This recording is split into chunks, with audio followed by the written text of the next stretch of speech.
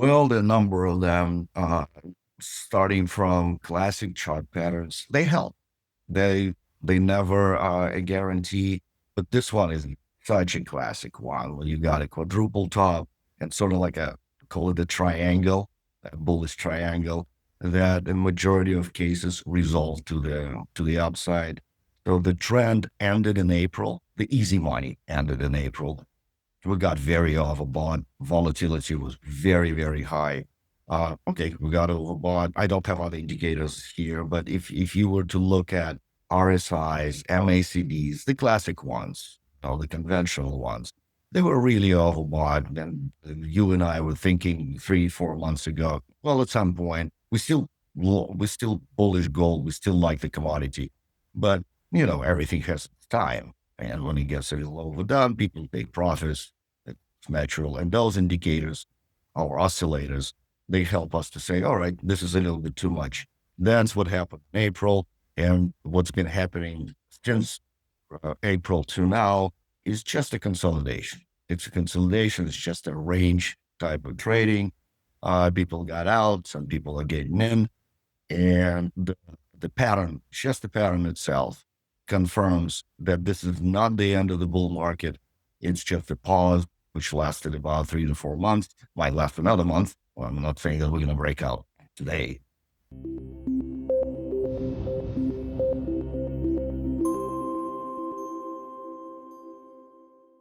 Dennis Leontyev, good morning to you. How are you?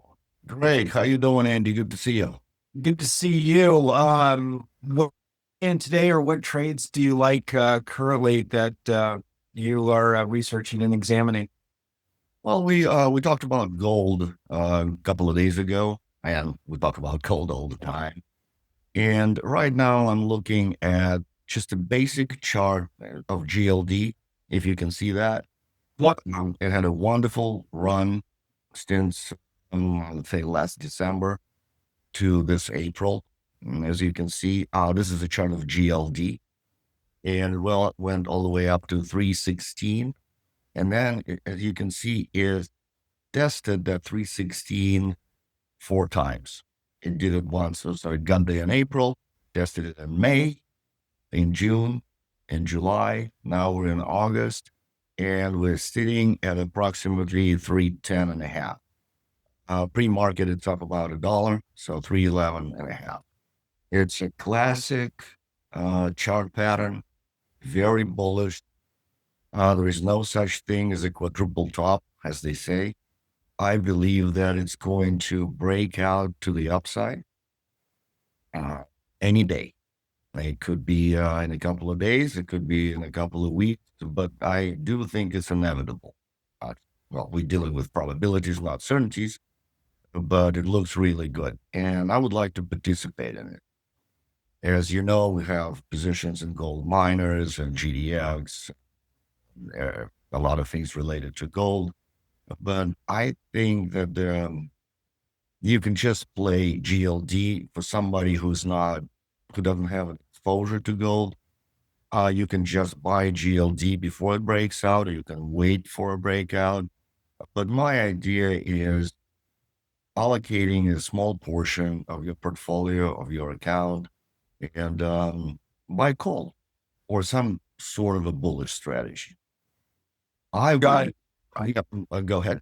Mhm. So, well, okay. So when you're buying calls, how far out would you buy? How much time would you buy? And what strike would you buy? I would say I would go either November, December, give yourself 3 or 4 months. I believe that we break out, and hopefully it's not going to be a fake breakout, just a real breakout. If we do, then if you look at that range, as you can see, the range is approximately close to 15 to 20 points. As a pure technician, if it breaks out, it's going to go up from the breakout about 15 or 20 points, which is 150 to 200 points on gold futures. So from 315, the projection is, I would say, about 330, 335. I'm looking at what I'm going to buy, and I'm going to do it this morning. Although it's up a little bit, I don't like chasing, but it's still in the range, so it's fine. I'm looking at November, monthly November, 315 calls. The 315s they're trading at about $10. It's going to be maybe a little bit higher because we're going to open higher. You don't have to chase it and buy it this morning. You can wait for a pullback, or I think that would be, it gives us about 3 months, a little over 3 months, which is sufficient. And if you buy it for, let's say, $10 to $11, something in that range, I believe it'll double. Well, no. Okay. So when are you looking to take a profit? Is when you double? Is that correct? I, yeah, yeah. It depends on if everything works out the way I think it would. Um, I would say that we'll go to around 330 and look at the charts and see when it gets overbought or done. Then you can either sell it or maybe um, sell a higher call um, against it to hedge it. On this chart that you can see, if you look at the bottom, that blue line, that's implied volatility. Implied volatility on commodities, and especially gold, works the opposite of implied volatility on stocks and S&P 500. In S&P or stocks in general, volatility is negatively correlated to the move. So stock market goes up, volatility usually lower because options become more expensive when we're in the bear markets or corrections, things of that nature. In case of gold, volatility does the exact opposite. It goes up when the commodity goes up. And this blue line on the bottom of the chart, if you can see it, it is a good illustration for it. If you can see, like in April, when we made new highs, when we went straight up, Yeah. see how volatility went up to like 25, 26, which is very high for gold. Right now, we're sitting at about 15, 16, which is normal. It's kind of actually, I would say, on the cheaper side. The options are not that expensive. So if you pay, say, $11 for this particular option, you don't have to buy this option. That's exactly what I'm going to buy. But it depends on your risk tolerance and appetite and so on. I think they're relatively cheap. And if the Got it. market is going to go, and market, I mean, if gold goes up, volatility is going to go up. So we're not just making money because we're right on the direction.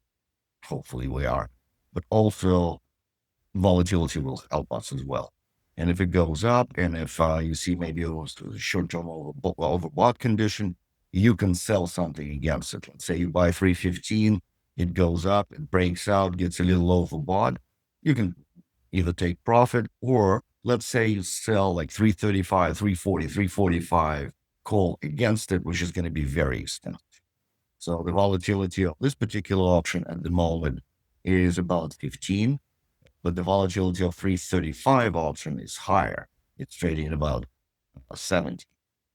But right now, Got it. we just do simple thing, nothing too sophisticated. Just buy a call. My choice is 315 November. Got it. So you're right out of the money. Correct me if I'm wrong. And we're looking at a 3 to 4 months out time period. Exactly. Yeah, exactly. I think it's worth the risk. I think Got it. that it's a simple trade. Again, not a certainty, a probability, but allocate a little bit of capital to this.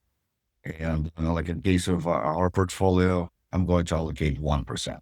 So something Got it. more risk immersive. Got it. So just to give all my listeners and viewers a little bit of background, Dennis was my partner in a hedge fund that we had several years ago when we were running some money. And he is my partner in portfolio now in our managed accounts in our fund. So yeah, this looks excellent. Dennis, can you, and to all my viewers and listeners, Dennis really is not only an excellent portfolio manager and technician, he has he trades a lot of options, if you would, options to not only to speculate and invest, if you would, but also to hedge. Um, I really like the idea of selling a higher premium call. If you would, the higher we go. It's almost like, correct me if I'm wrong, it's almost like you're getting the premium of the call that you're selling above it. We're collecting that, but we're also getting the upside, capturing most of that upside move, correct? Exactly. Exactly. So there's always nothing wrong with selling something. Well, if you own, never sell naked options. As we say, never sell naked options. Unless you want to own the asset. Yeah, yeah, in case of puts, that's right. Or calls unless you want to be short. In this case, we want to be long. So we'll start the position as buying a simple call. And if we're correct, let's start with this. If we're wrong, you know exactly how much money you're going to lose. Let's say we're Right. wrong, gold doesn't go anywhere or goes down. You let's say you buy it for 11, which is $1,100. You know exactly that you're going to lose this amount. So, Got it. gold crashes. Okay, I lost 1,000. Right. Contract, fine. If it goes up, then it might require a little bit of management. Either you just hold it and say, all right, it's going to 330, 335, like we kind of like we were expecting. Fine, it's going to go there. It'll double roughly, or maybe more. But if it starts going up a little bit too fast, you sell something against it. That's going to be like a free position. So Yeah. Excellent. Explain to me a little bit more about the volatility. Just for all of our listeners, I understand that I think that's, for all of those that don't, I think that's a great indicator. It's a contrarian indicator. Is that correct? that's right. The volatility, just like most traders watch VIX, right? That's a great indicator and a good predictor of market movements when it comes to S&P 500 and overall market. The same thing with gold. In this particular chart, it's GLD. So it does the exact opposite of VIX. So when gold goes up, volatility usually goes up with it. But when it goes down, the declines in gold, they're kind of subdued most of the time. People abandon the market and the volatility goes down. Therefore, market makers starting to price options lower and lower because there's less participation and they prefer to own it rather than give it to the traders, to the feed. So in Yeah. this chart on the bottom, you see the blue line. It's a very good Beautiful illustration. picture. Yeah. So you see the blue line is correlated to the price on top of the chart. Yeah, that is an excellent indicator. And Dennis, just for all of my viewers and listeners, Dennis and I have done this many times in the past, and it's, to my knowledge, it's mostly, not always, but it's mostly been right. So I love That's right. that's why we trade it. Dennis, what other indicators, specifically to this, but in general, do you like to look at for the technicals? Well, the number of them, starting from classic chart patterns, they help. They they never are a guarantee, but this one is such a classic one where you got a quadruple top and sort of like a call it a triangle, a bullish triangle that in majority of cases resolve to the upside. So the trend ended in April. The easy money ended in April. We got very overbought. Volatility was very high. Okay, we got overbought. I don't have other indicators here, but if you were to look at RSIs, MACDs, the classic ones, the conventional ones, they were really overbought. And you and I were thinking 3, 4 months ago, well, at some point, we still bullish gold. We still like the commodity, but everything has its time. And when it gets a little overdone, people take profits. It's natural. And those indicators or oscillators, they help us to say, all right, this is a little bit too much. That's what happened in April. And what's been happening since April to now is just a consolidation. It's a consolidation. It's just a range type of trading. People got out, some people are getting in. And the pattern, just the pattern itself, confirms that this is not the end of the bull market. It's just a pause, which lasted about 3 to 4 months, might last another month. Well, I'm not saying that we're going to break out today, Right. but it's just a pause, a refresh, and then we're going to have another leg up. That is my bet.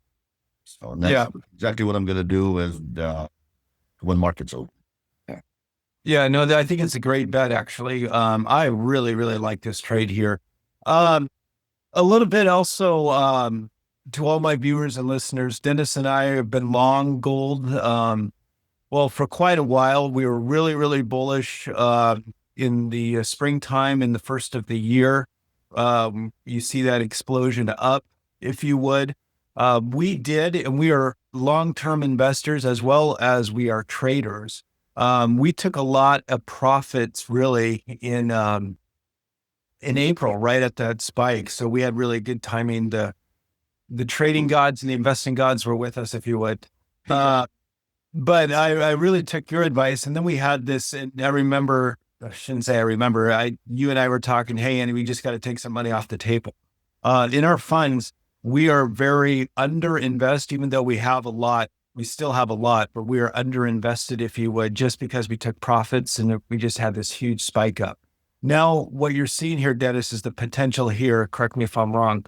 We should potentially reallocate more, even more funds, not even specific to this trade, for stuff that we really, really like, just because of this consolidation period. Is that correct?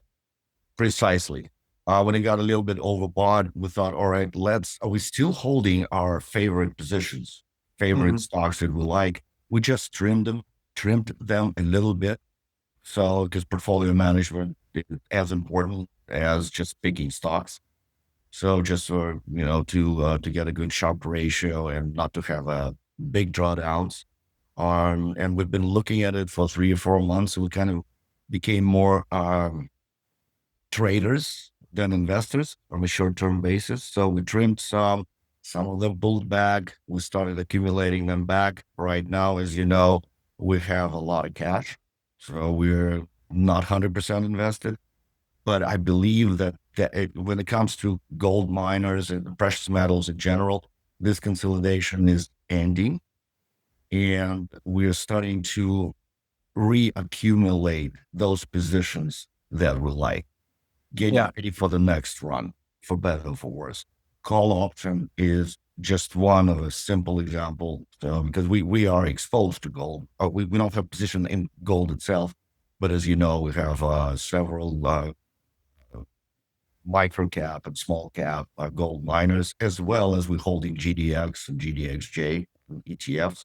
But I think as a trade, let's say you don't have any positions anywhere, and you're not exposed in gold, this option trade purely based on technicals is a good idea. But it's not, well, it's purely based on technicals, but we believe in gold.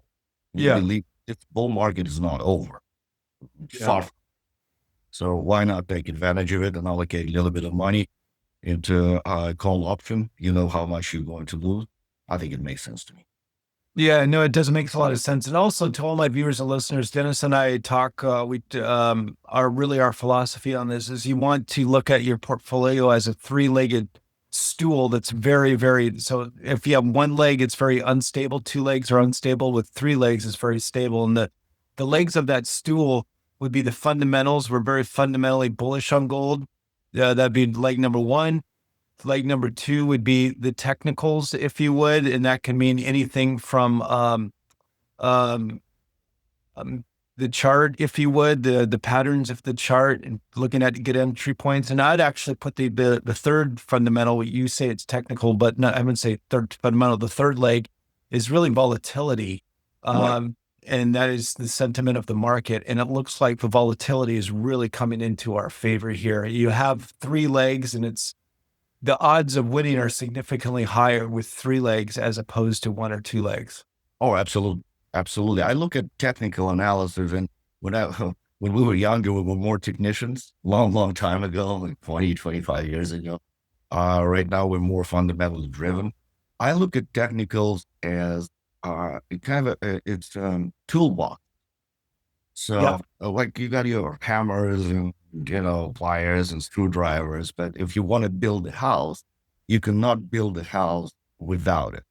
But technicals by themselves, the toolbox by itself, if you don't know how to build a house, you don't know what to do with with that toolbox. So it has to be based on fundamental, and as Right. far as portfolio management is concerned. But without those technical patterns and indicators that a lot of people know, yeah, you need those hammers. You need those screwdrivers. Right. Let's put it this way. So this call option is mostly based on technicals, but the fundamentals support it. We would like to be long gold, and I think the time is right. Yeah. Excellent. So Dennis, for the rest of the week, which we only got 2 days and going into the next week, is there anything else that you're looking at that looks interesting to you, both for a long term? I know it's quiet out there, but also short term. And this is probably to all my viewers and listeners, this is an excellent, this is not a recommendation by no means, but this is an excellent short term trade. But anything else that is coming to mind that you're looking at? As far as stock market, I think it's going to be quietly volatile, meaning we were going up a little, going to be sold, go down a little, going to be bought. So August normally is a quiet month. Yeah. People take vacation, summertime, and that's what I'm expecting. And well, there could be an earthquake, meaning news. All of a sudden, something comes out, whether it's from the government or geopolitical stuff, things like that. Of course, it can happen.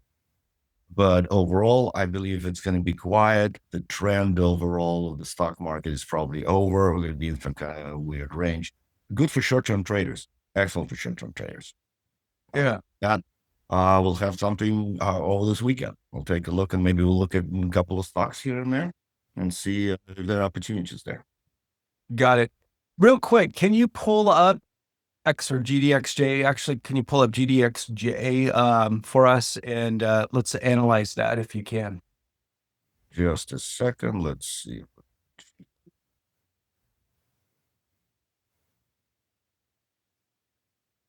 Here it is. It's been kind of sort of underperforming a little bit. The GDXJ is very similar to GDX. Well, stands for junior, so the Mhm. small caps. We'll look at volatility of GDXJ, very similar to gold, but because these are stocks, gold is a commodity, these are stocks. Look at the spikes of the blue line on the bottom, Yeah. opposite of gold. Yeah. When it sells off, volatility goes up. So exactly, Right. so that's what we were talking about 5 minutes ago. Right now, it's relatively low, kind of in the middle. I believe that gold is going to break out. GDX is going to break out, but break out to the upside. Going to be fine. Going to go higher. But I think gold itself is a better trade than GDXJ at the moment. But longer term, I think we talked about it a couple of days ago. Longer term, a GDX and GDXJ will outperform gold. Yep. Longer term, Okay. yes. But the next couple of months, not sure yet. Yeah. Got it. Um, it looks very similar, if you would. And let me ask you about the volatility. And I know the answer already, but for all of our viewers and listeners, the volatility indicator, the blue line below, is similar to GLD, meaning it's getting compressed. So is that also a bullish indicator there for GDXJ? At this point, it's neutral. In It's other new. words, GDXJ and GDX, they're waiting for the commodity to move. They're not leading. I would like them to lead, actually. Well, we discussed it a couple of days ago. But right now, they're just waiting. Is gold going to break out? Gold, if it does, we believe it does, it will. Then it's going to break out. But if GDXJ going to go up, the implied volatility of prices of options are going to decline a little. In case of GLD, it's going to go up. That's why we're recommending, and not recommending, but what we're going to do is we're buying calls on gold, not GDX. But longer Just because term, it's much lower risk. Correct. I believe so. It'll benefit us. It'll benefit when things go up. But Got longer it. term, if you're a longer term investor, not a trader for the next 2 or 3 months, then buying GDXJ may be more lucrative than buying gold. But Got it. in trade, option trade, GLD is a little bit better than GDXJ. If you, yeah, if you it's kind of a paradox, but yeah, depending on your time.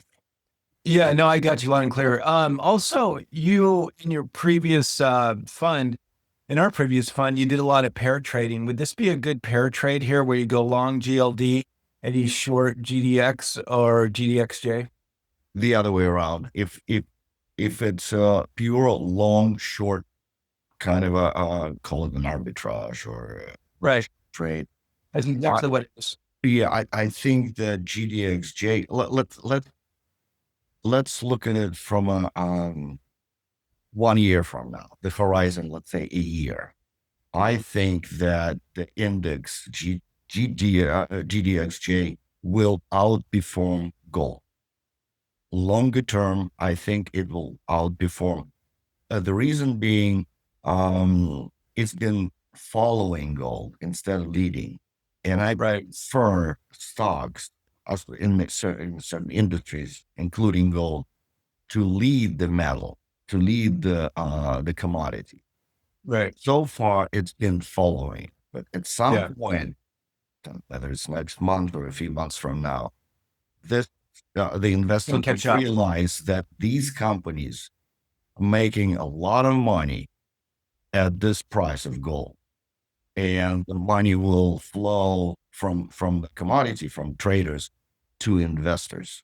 And they say, Yeah. "My God, yeah, they're making a lot of money. They're very undervalued." So eventually, GDXJ will do better than the commodities. Got it. Excellent. All right, Dennis. Thank you so much. Great insights here. And let's chat again tomorrow and see where things are settling. And we'll talk before the end of the weekend. Thank you, Andy. Always a pleasure. Talk to you tomorrow. Take care.